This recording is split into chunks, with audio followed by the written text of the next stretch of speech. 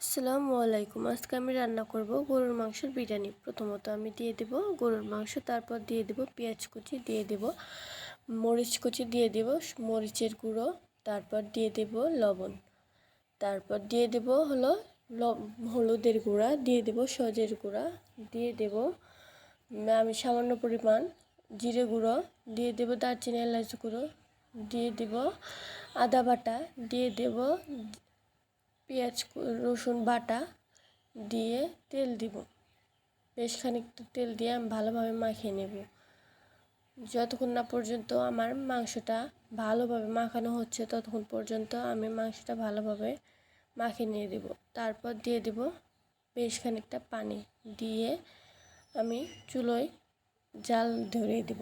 দিয়ে ভালোভাবে ঢাকনা দিয়ে রান্না করে আমি দিয়ে দেব। এই পর্যায়ে বিরিয়ানির মশলা দিয়ে আমি একটু নাড়াচাড়া দিয়ে ভালোভাবে কষাতে থাকবো। আমি 10 মিনিটের জন্য আবার রান্না করে নেব।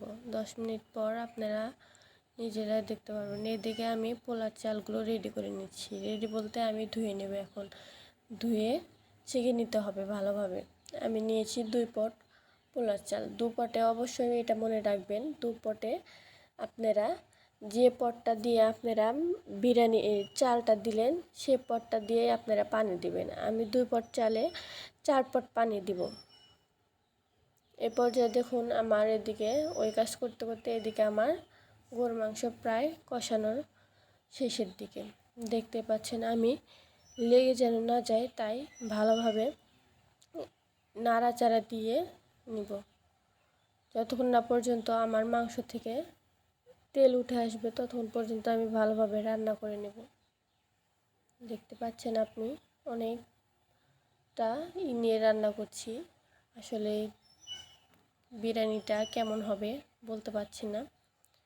দেখুন আমি তারপর 10 মিনিট রান্না করে নেব। আবার ঢাকনা দিয়ে ঢেকে দেব 10 মিনিটের জন্য।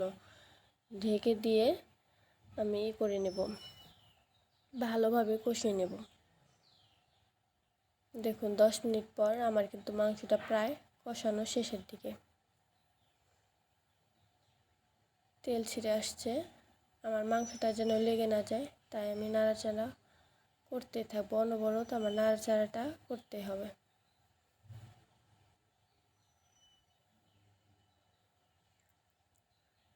দেখুন আমার কিন্তু মাংস থেকে তেল ছেড়ে আসছে।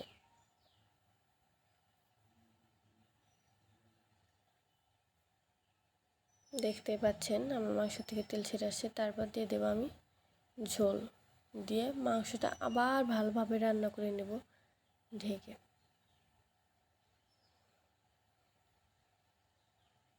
দেখতে পাচ্ছেন আমার বলক উঠে আসছে। এখন আমি আবার রান্না করে নেব। এই তো আমার মাংসটা রান্না প্রায় শেষের দিকে। দেখতে পাচ্ছেন আমি ভালোভাবে কিন্তু মাংসটা রান্না করে নিয়েছি। আমার তেলটা ছেড়ে নিতে হবে মাংস থেকে। যতক্ষণ না পর্যন্ত তেল ছেড়ে আসবে ততক্ষণ পর্যন্ত আমার রান্না করে নিতে হবে।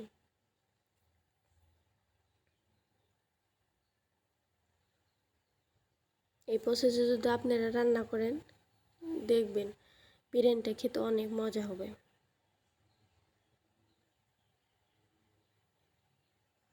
এই তো আমি ভালোভাবে কষে নিয়েছি। এই পর্যায়ে আমি যেন লেগে না যায় এই কারণে আমি ভালোভাবে নাড়া দিয়ে নিচ্ছি। আর কতক্ষণ রান্না করে নেব, আর 2 থেকে 3 মিনিট রান্না করে নেব আমি। এই তো আমার রান্না করা শেষ।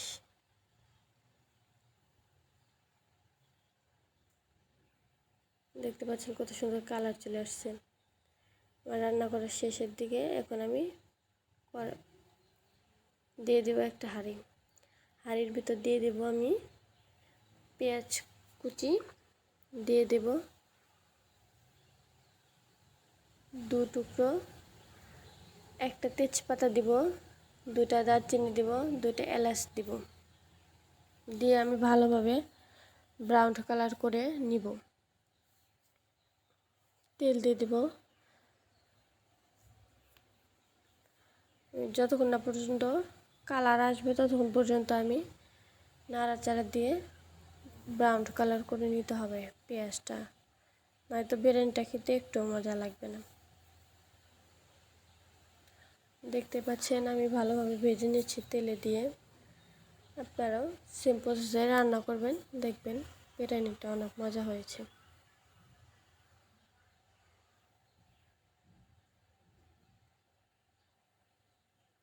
এই তো আমি ভালোভাবে নেড়ে নিচ্ছি, দেখতে পাচ্ছেন পেঁয়াজটা হয়ে আসছে।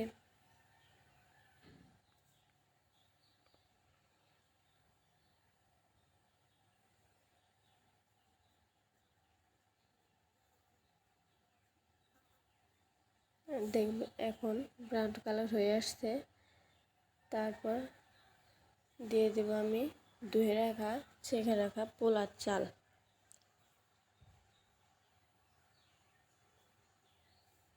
পোলার চালটা আমি ভালোভাবে ধুয়ে রেখেছি, আগে থেকে ছেঁকে রেখে দিয়েছি।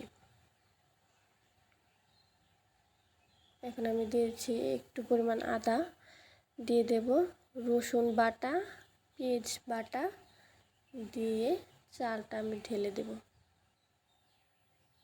দেখুন, খেয়াল রাখবেন যেন পেঁয়াজটা পুড়ে না যায়।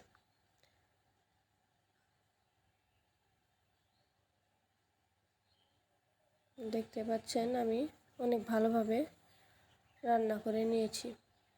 আর চালটা ভাজা ভাজা করে নিতে হবে, যতক্ষণ না পর্যন্ত একটু একটু কালার আসবে ততক্ষণ পর্যন্ত আপনারা ভালোভাবে ভেজে নেবেন। দিয়ে দেবে একটু লবণ, স্বাদ অনুযায়ী লবণটা দিবেন আপনারা।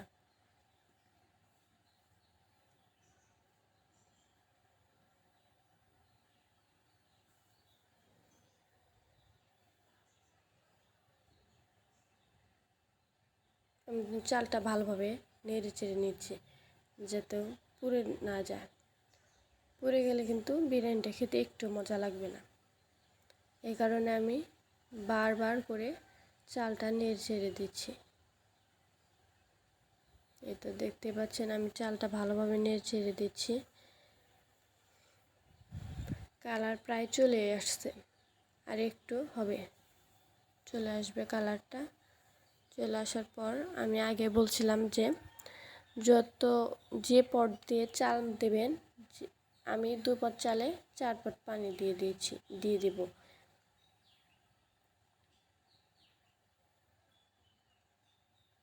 এই তো এখন আমি দিয়ে দেবো পানি, 2 পট চালে 4 পট পানি দিয়ে দিলাম। 2 পট চালে 4 পট পানি দিয়ে আমি একটু নেড়ে চেড়ে 10 মিনিট রান্না করে নেব।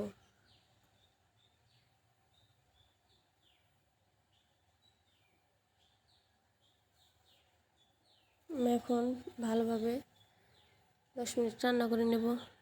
আমি ঢাকনা দিয়ে ঢেকে 10 মিনিট যখন বলক উঠে আসবে তখন আমি দিয়ে দেব কষানো মাংস। আমি আগের থেকে কষিয়ে মাংস রাখছিলাম, এই যে এখন দিয়ে দেবো আমি কষানো মাংসটা। দেখতে পাচ্ছেন আমি সম্পূর্ণই দিয়ে দেবো।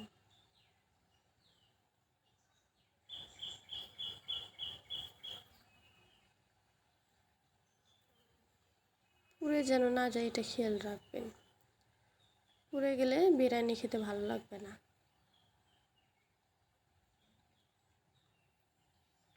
আমি মিক্সড করে নিচ্ছি, মাংস দিয়ে চালটা মিক্সড করে নিচ্ছি। তো দেখতে পাচ্ছেন আমার এটা কতটা সুন্দর আসছে কালারটা বিরিয়ানির। তারপর আমি 10 মিনিটের জন্য দমে রেখে দেবো।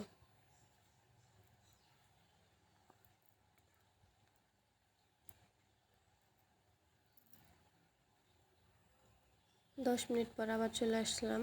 দেখতে পাচ্ছেন যে আমি একটু 10 মিনিট রান্না করে নিয়েছি। আর চালটা এখনও ফুটে সারে নাই, কিন্তু আর 10 মিনিট রান্না করলেই চালটা আমার ভালোভাবে ফুটে যাবে।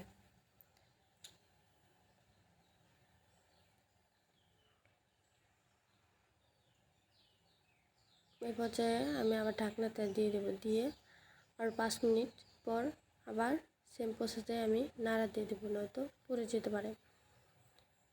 দেখুন আমার কিন্তু লেগে লেগে ধরছে, এটা ভাব চলে আসছে, কিন্তু লাগতে দেওয়া হবে না। এই তো আমি অনেক ভালোভাবে নেড়ে নেব। আমার চালটা এখনও ফুটে সারে নাই, কিন্তু দমে 10 মিনিট রাখতে হবে। দমে 10 মিনিট রেখে দিলেই আমার বিরিয়ানিটা অলমোস্ট হয়ে যাবে।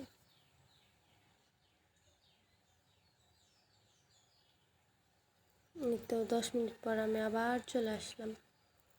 দেখতে পাচ্ছেন আমার চালটা কিন্তু ফুটে গিয়েছে।